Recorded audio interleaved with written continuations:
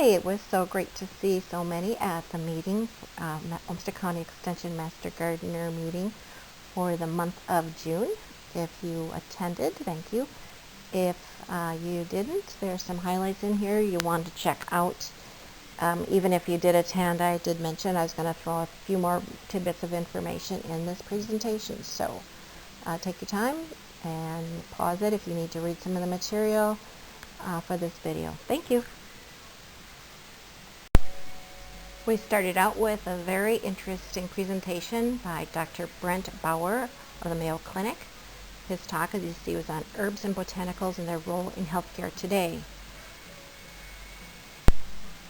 Dr. Bauer shared information about George Rumphius, who was a researcher who worked for the Dutch East India Company and worked with the natives in different parts of the Indian area and compiled information. It was quite a story to hear how his life took so many dips and turns and disasters, even including blindness, but he was able to draw pictures of herbs and botanicals and then define what their benefits were. So very interesting presentation.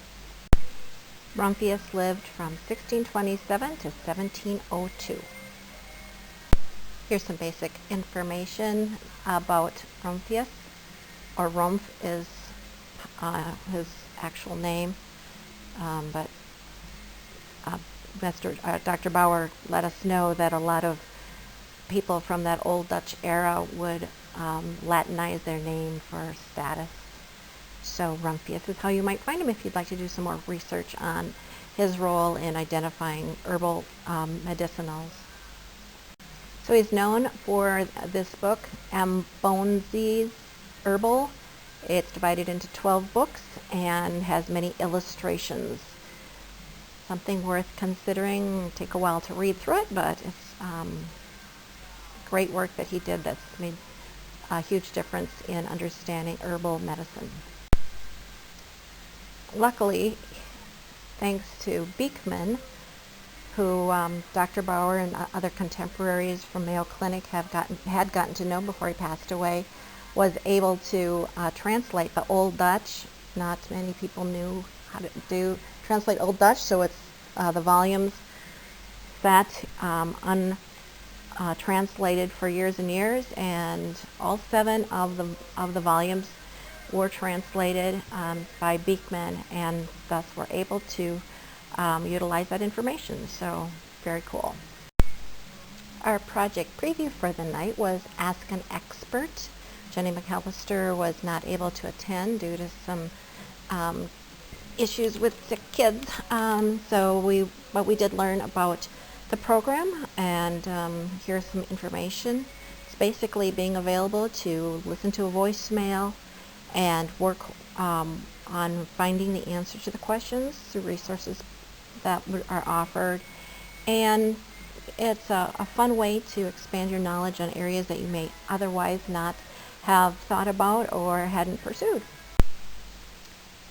As far as the business meeting goes, we talked over the minutes from the last meeting, and there's no concerns. We want to remind everyone, if you haven't been informed yet, we do have buttons. This is our only way currently to recruit new master gardeners, and as all of you, or many of you know, we have many demands, many needs, many new projects. We've had to turn down 9 so far this year, have another 9 of our projects that we've had to put on hold. So trying to work together where that Ask Me About Becoming a Master Gardener button is going to be a great way to start that conversation. If you did not get a button, they are in the Olmsted County Extension Master Gardener office. Christine can get you one, and you keep that, wear it, and that is going to help us get more master gardeners in our program. We also were able to see the proclamation. Sue Butler was at the mayor's office, and if you haven't checked out our Facebook page, you'll see that we received a proclamation along with the garden clubs in the area. This was proclaimed to be Garden Club Month, even though we're not a club.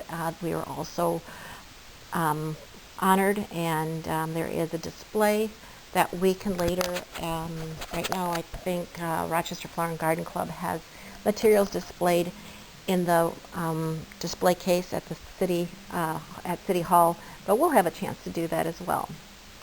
Jan Gerke talked about the Tour with the Masters. If you have not signed up to help out with the tour, I'm sure there is a spot we can put you. Do remember that we do not have a monthly meeting in July because of the tour. That's our biggest fundraiser, our biggest project for education, and we want to get everybody we can involved with that to educate and support our program, and also to raise funds that help with all of our projects. Jane Barton talked briefly about the storage of supplies. If you have supplies in your possession that need to be available to all of us, please do get that into the office. We have a nice checkout system now. We will shortly have a full list of all of our supplies that we have on hand at the office. Right now they're just sheets, but we'll have it put on one page, and I'll make sure that that gets into the yearly planner so you know what's available. You're not necessarily needing to ask for a budget request to purchase something when we have it, or wonder where you can get something. We do have supplies that is for all of us to use. Shortly, you'll be getting information about a group drive. This will be a good repository for all kinds of files that we use, everything from the yearly planner, as I mentioned, to tour information, other projects. The manual will be put in there, and it'll just be a place for any document, job description that you have. You want to make sure somebody understands how a certain project works, will be put in that group drive. The reason for the change, a couple times now we've made, a lot of things were on personal drives, mine for instance, and other, the leadership team. We created a Google Drive that we called anymastergardener@gmail.com. That's getting filled up. This will be one that we can use have unlimited space and use it, and it'll be part of the university. So it'll be a great way to deal with that. Garden Fair results, just to give you an idea of the results from the Garden Fair. The event made close to $5,000 for the Lutheran Social Services, the LINK program. So congratulations to them and for all the hard work we did, and really making this more of an educational piece has created it as a great opportunity for us to also educate. We had activities out there. Be watching for pictures, or look for pictures on our Facebook page. We had Tom and Steve ran pollinator educational piece, along with the Ask a Master Gardener booth. I had a storytelling booth for young and old, and that was a lot of fun this year. And then there was all kinds of other educational pieces, even including Shades of Green Hospice Society, sharing what that's all about, and other education. That should be it for this page. So of course, within the Garden Fair, we had the Garden Fair plant sale, and really a great place for us to have that second largest, a second way to raise money for all the projects that you all do. We raised nearly $500 this year, close to what we did last year. We really want to see if we can get more plants there from everyone.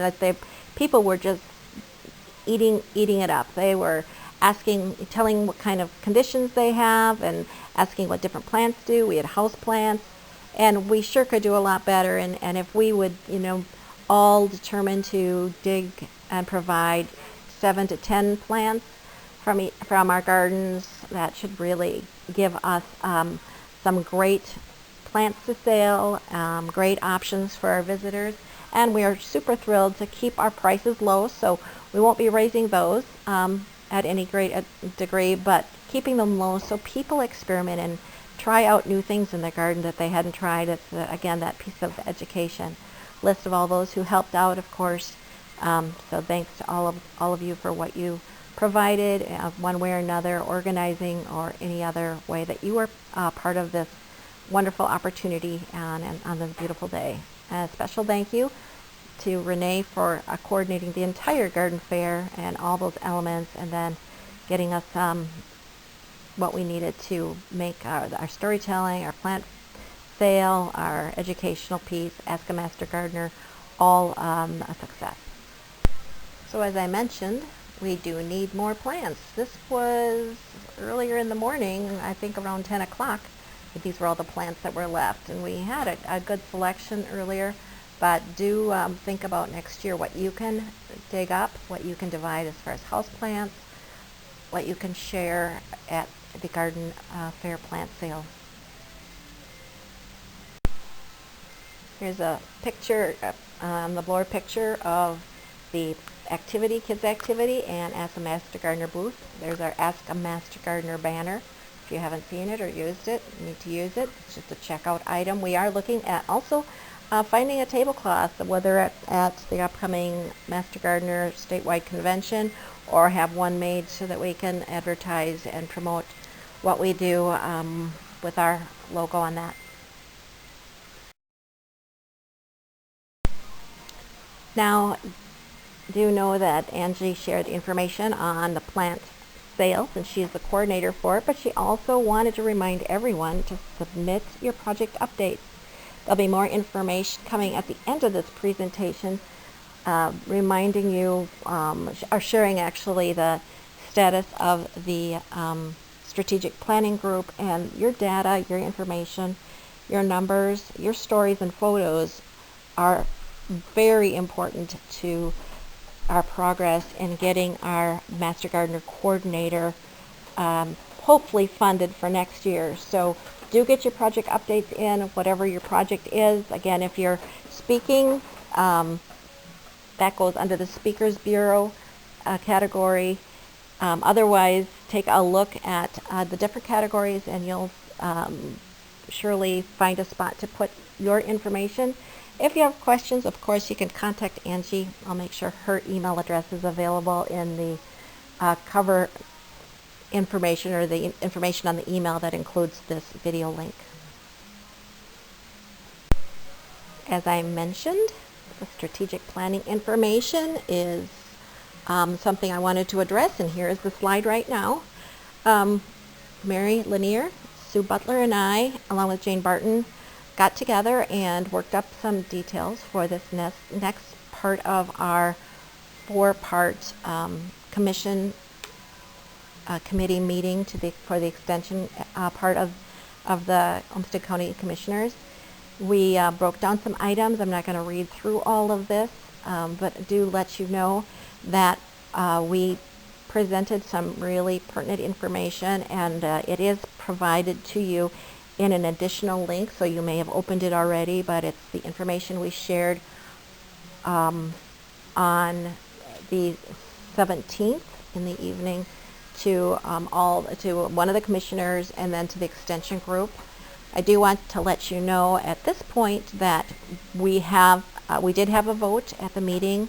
I'm recording this on the 18th, so last night on the 17th we had a vote, and it was voted that we will pursue requesting funding for a .5 Master Gardener coordinator, and we will also ask that our .75 administrative assistant position be increased to full-time. So of course this is not a done deal by any means. Much work is needed, and I will be highlighting some of that in the next few days as far as what is needed from you. Again, I did mention those project updates, pictures, all that information, stories, ways we've connected with people. All of that is paramount in having us convince and persuade the Budget Committee for Olmsted County that our need is great, and that we truly do want to keep serving our community, our county, and be watching for more information on that. Kathy Hoyer gave us an update on the Memorial Fund for Olmsted County Extension Master Gardener Al Dasho, who passed away recently. Take a look here. Do note that this will be a 501c3 donation, so you will be able to use it as tax deductible. And the family is very dedicated to keep this memorial fund going, and especially would like to see it used for children's activities, children's projects, and to get more master gardeners. More information will be coming as it happens. Each monthly meeting, we will be offering time for leads to share any information they would like to. There wasn't a lot of things to report right now, but we do want to remind you that we have needs in Boys and Girls Club for more help there if you're looking for hours, interns especially, of course, if you're looking for hours, we know and understand. It doesn't mean you have to be there every time, but we do want you to have a chance to find your niche and figure out what project is going to really click with you, and find people that you can enjoy working with as well. Children's and Residence program that takes place at Sunset Terrace needs more help, and that I guess that should be combined together. That is the SAC program. The orientation lead and retention lead, Susan and Beth, have been working out what their roles are and defining that a little better. So we'll be watching for information for them. A recognition and retention piece, anyone who's had some outstanding things happen in their area, we want to hear about that. And if you're having any concerns or problems in the projects you're having, that would be a good person for you to contact for that. Our education lead, Kathy Hoyer, is looking for speaker suggestions for 2020. This is something that will take place. A small committee will gather together later this year. So if this is something that you could help her with, 2 or 3 people getting together maybe 2 or 3 times later after later September or thereabouts, to fine tune who our speaker is going to be. Everyone, of course, is encouraged to send her suggestions, as much contact information you can, so we can make sure to have a well-balanced and interesting educational opportunity for next year. Remember, these do count for your education, and we all need 5 hours of education or more. Interns, it doesn't apply to you. You can use this actually 4 hours, coming regularly, meeting people, networking.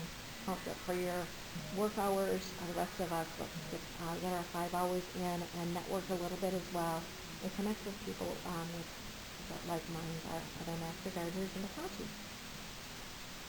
Student planning report, I already mentioned.